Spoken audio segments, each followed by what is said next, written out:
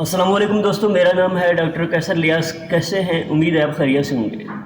دوستوں، کل ایک دوست کی کال آئی رات کو تقریباً 10-11 بجے، تو کہتا ہے ڈاکٹر صاحب منہ میں بڑے درد ہے، اور منہ کے درد کی وجہ سے دماغ کو بھی درد ہو رہا ہے، اور سارے جو ہے نا کانوں میں بھی درد سٹارٹ ہو گیا ہے، اور بس رونے کو دل کر رہا ہے، اتنی شدید درد ہے، کوئی دوائی بتا دے۔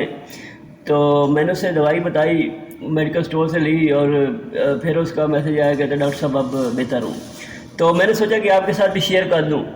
تو یہ دوائی جو ہے، یہ آپ سب کو اس دوائی کے بارے میں پتہ ہونا چاہیے کہ ہر گھر میں کوئی بھی پیشنٹ ہو سکتا ہے، منہ کا درد جو ہے، یہ منہ کے درد کے لیے ایک ضروری دوائی ہے۔ یہ انسڈ ٹیبلٹ کا نام ہے، انسڈ، اور یہ جو ہے نا، یہ پائزر کمپنی بناتی ہے، ٹھیک ہے۔ یہ انسڈ جو ہے، یہ 100 mg کی ٹیبلٹ ہے، اس کے ساتھ یہ لنکوسین کیپسول ہے 500 mg، یہ بھی پائزر کمپنی جو ہے بناتی ہے۔ تو دوستو، اب بات کرتے ہیں کہ یہ کن لوگوں کو استعمال کرنی چاہیے اور کن لوگوں کو استعمال نہیں کرنی چاہیے۔ تو یہ جو انسڈ ہے، اس میں ہوتا ہے فلو بروفن ہوتی ہے، ٹھیک ہے، اور یہ 100 mg ہے۔ اس کا کام ہے کہ درد وغیرہ جو ہے، بخار تو منہ کے درد وغیرہ کے لیے کنٹرول کرنے کے لیے ہوتی ہے، سر کے درد وغیرہ بھی استعمال ہو سکتی ہے، جسم کے درد وغیرہ میں بھی استعمال ہو سکتی ہے۔ تو اس کے ساتھ جو یہ لنکوسین کیپسول ہے، لنکوسین جو ہے، اس کا کام ایکچولی اینٹی بایوٹک ہوتا ہے ریشے وغیرہ کے لیے، منہ میں ریشے وغیرہ جو ہوتا ہے نا، اس کے لیے یہ استعمال ہوتا ہے۔ تو لازمی بات ہے کہ منہ میں درد ہے تو اس میں ریشہ وغیرہ بھی ہوگا، یا انفیکشن وغیرہ ہو جاتی ہے بعض اوقات۔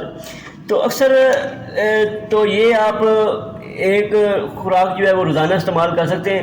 اس کے ساتھ اگر آپ فلیجل ٹیبلٹ یوز کر لیں تو سونے پہ سہاگا ہے، اس سے یہ ہوگا کہ معدہ وغیرہ ہیٹ بھی نہیں کرے گا، اور انفیکشن وغیرہ جو ہے وہ بھی ختم ہو جائے گی۔